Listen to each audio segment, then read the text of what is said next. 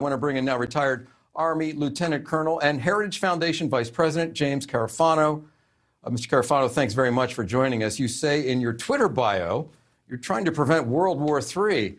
So do these NATO exercises help prevent that unthinkable outcome? I think they do. What they really are is a demonstration that NATO is going to defend NATO territory, and that is the most important message for us.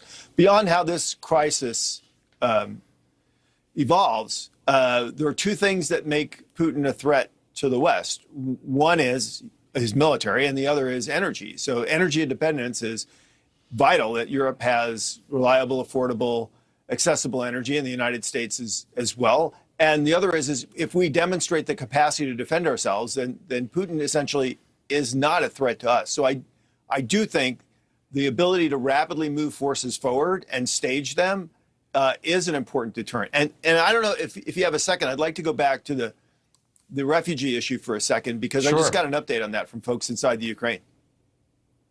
So these are really interesting things. One is there's a big story that people are missing.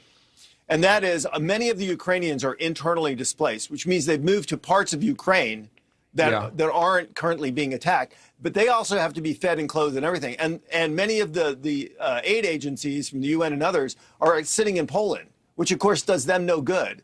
So one of the things that we've got to do is we've got to get resources into Ukraine to serve the refugee populations. The other thing I thought was really interesting is I just talked to some people who were evacuated from Kyiv. They just went back to Kyiv. And the train they went back on, it was loaded with people. So there is, I think, there's a growing confidence among Ukrainians that they can fight and hold their country. And as long as the food and the medical supplies and the arms and the weapons keep coming, they increasingly think they can hold off the Russian military. Yeah, and you raise a good point. First of all, on the refugees, we focus so much on the armaments and the materiel. What about the people, the food, and the volunteers to help those refugees in Western Ukraine? But I do want to turn to the military standoff on the ground in Ukraine today. The Pentagon says, they put it this way, there is no progress still by Russian troops.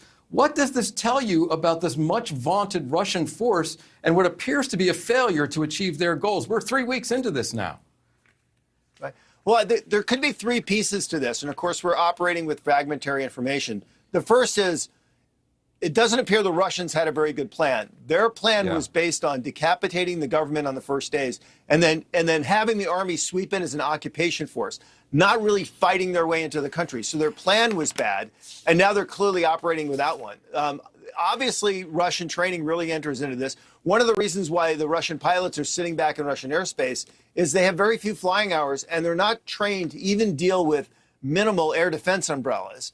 And, you know, the third is logistics. I mean, the Russians haven't fought a big war in a long time. And, you know, we saw even when the United States, for example, went into the first Desert Storm War, we hadn't done that in a long time. And there were some growing pains there. So you add those things up, and I think it does explain.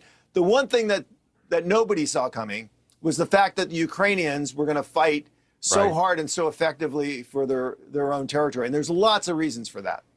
Yeah, I think the fear of a lot of people is now Vladimir Putin being unable to move forward on the battlefield is going to launch those long-range missiles into the cities as sort of a plan C, if you will. Anyway, a horrible thought. Retired Army Lieutenant Colonel, we have to go, I'm sorry, and Heritage Foundation Vice President. Next time we're going to talk about that because I find it fascinating.